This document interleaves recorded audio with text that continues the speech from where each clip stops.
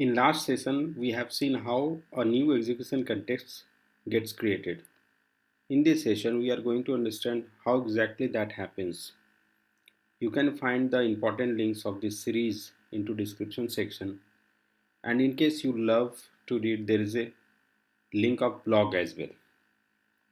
So before we start, I would recommend you to subscribe this channel as it would alert you whenever any new technical video is uploaded.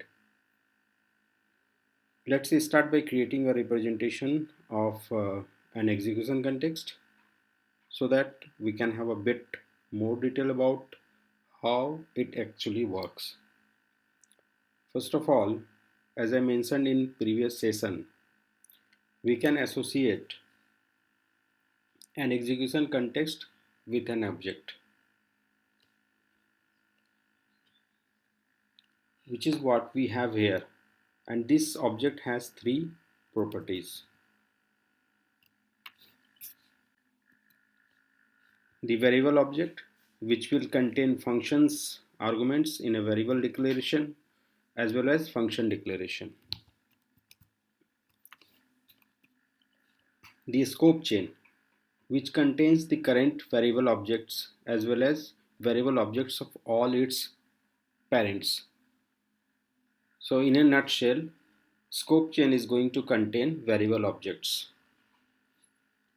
And the last, this variable. Alright, so how is execution context actually created? Let's start with what we already know. When a function is called, a new execution context is put on the top of the execution stack, and this happens in two phases: creation phase and execution phase. In creation phase, we first have the creation of variable object, then the creation of scope chain, and lastly this variable is determined and set. So basically the properties of execution context object that we have here on the left side are defined.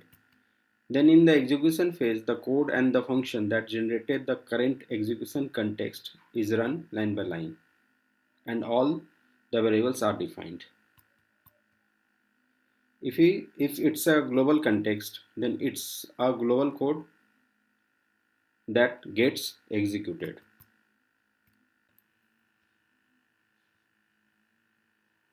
So the last 2 points is what we commonly call hosting.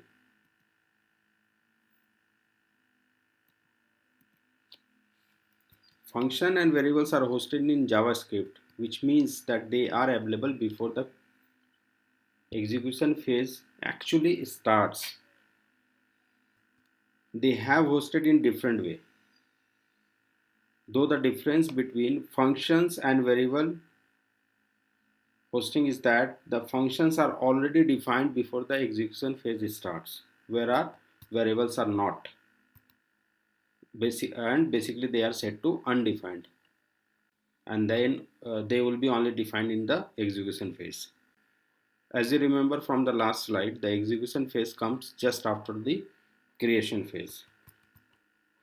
Now, hosting is something that confuses many new JavaScript developers. So it's really important that you understand it right now. That's why we are going to write some code in the next video so that we can see this in practice. So if you try to understand with some code snippet, here variable x and function add will be part of variable object of global context. So and function add will be part of variable object of function context. So just to recap all this once again, each execution context has an object which stores a lot of important data, and that the function will use while it's running, and this happens even before the code is executed. In next video we are going to see hosting in practice. Thanks for watching. Stay tuned.